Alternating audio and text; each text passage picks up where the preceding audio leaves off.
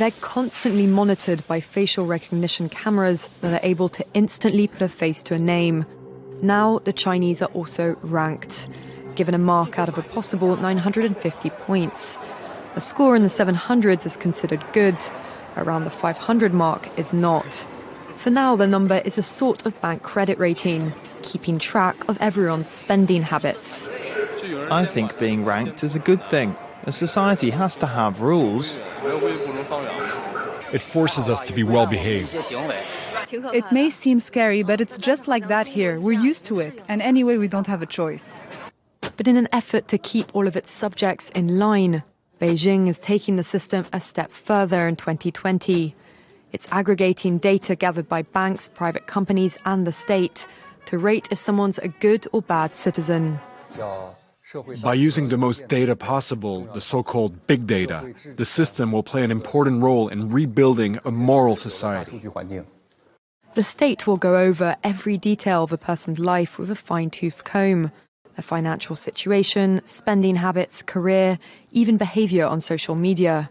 Criticizing the government online or displaying outward signs of wealth is a no-no.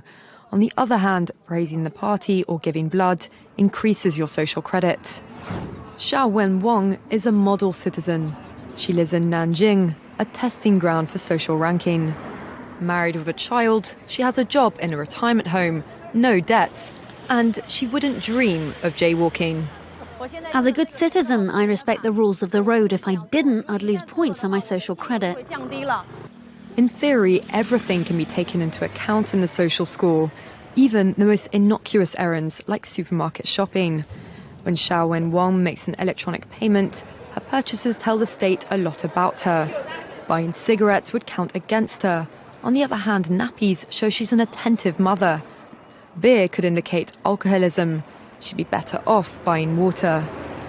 In this pilot city of 8 million people, there are only 18,000 model citizens. For Xiao Wenwang, there are perks to be had, such as paying half price for the bus. I get discounts for all public services, even at museums. And the library is free for me, thanks to my score.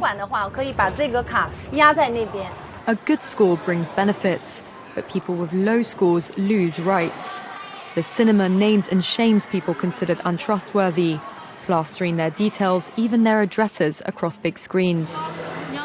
It's a matter of principle. Those people have to be condemned. Those people aren't honest, so they have to pay the price.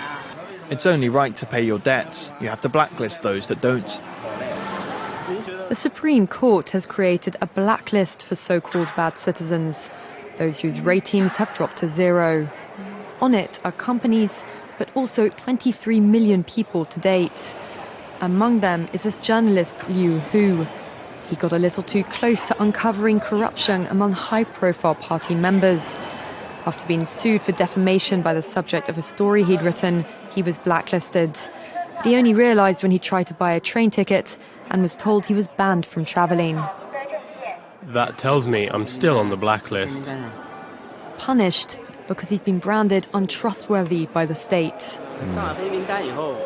Once you're blacklisted, you can no longer get a bank loan, start a business, buy an apartment, or even send your children to a private school. Liu Hu is among a tiny minority of people who have dared to criticize the system, which some are calling a digital dictatorship. I worry, because I think many people like me will be deprived of individual freedoms, and all of us will live with restrictions of one kind or another. After our meeting, Liu Hu learned that his name had been removed from the blacklist, but he still has a long way to go if he doesn't want to languish at the bottom of the social credit hierarchy.